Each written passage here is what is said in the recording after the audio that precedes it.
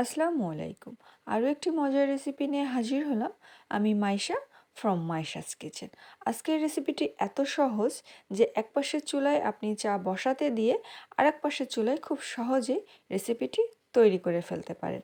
আর হ্যাঁ, most important কথা, আজকের রেসিপিটি কিন্তু তৈরি করছে আমার সুইট কিউট ভাগ্নি সামিহা। চলুন তাহলে আজকের রেসিপিটি শুরু করা যাক।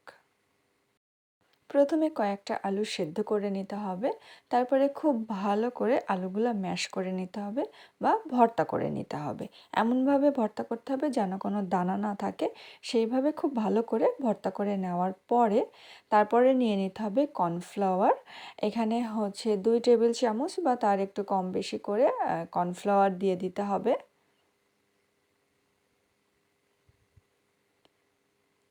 তারপরে দিয়ে দিতে হবে স্বাদ মতন লবণ,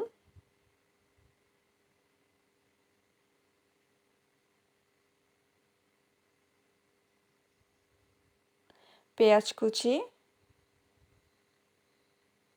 বেশ বড় সাইজের 2টা পেঁয়াজ কুচি দিয়ে দিতে হবে।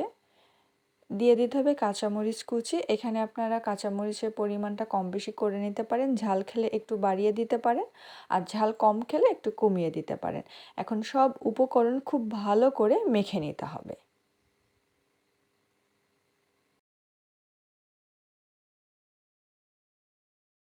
খুব ভালো করে মাখা হয়ে গেলে এখন 2 হাতের সাহায্যে ছোট ছোট আকারের বল তৈরি করে নিতে হবে।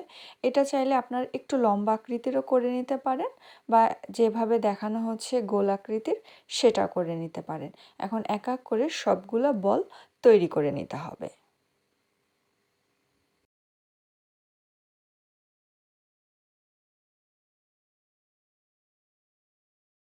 সবগুলা বল তৈরি করা হয়ে গেছে। এখন একটা পাত্রে বলগুলা প্রথমে সাজিয়ে নেওয়া হচ্ছে, তারপরে চলে যাওয়া হবে ভাজার জন্য।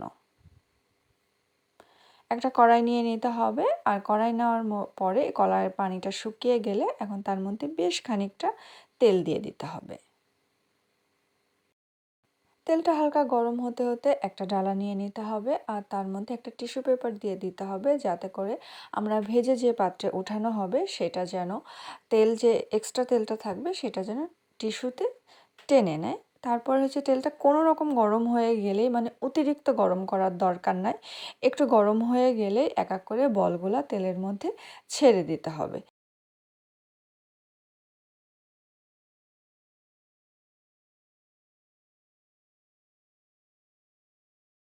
সবগুলো বল তেলের মধ্যে দেওয়া হয়ে গেলে আলতো হাতে নাড়া দিয়ে খুব সুন্দর করে ভেজে নিতে হবে, যতক্ষণ না পর্যন্ত একটা সুন্দর কালার আসে।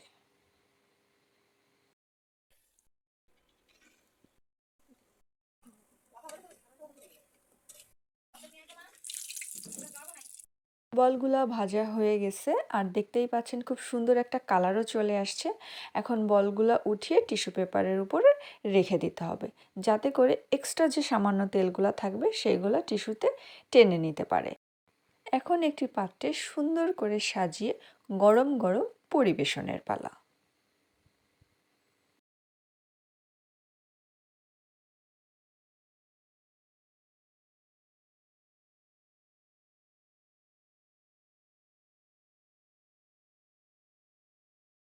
তৈরি হয়ে গেল খুবই মজার একটি স্ন্যাক্স, পটেটো বল।